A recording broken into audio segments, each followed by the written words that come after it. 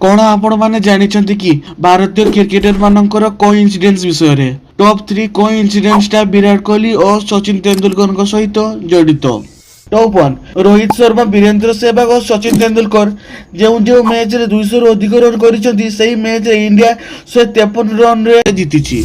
Virat Kohli Saurabh Ganguly M S Dhoni जो match रे 183 run करथिले तार किछि दिन पर से माने इंडियन टीम रो कैप्टेन होइतिले।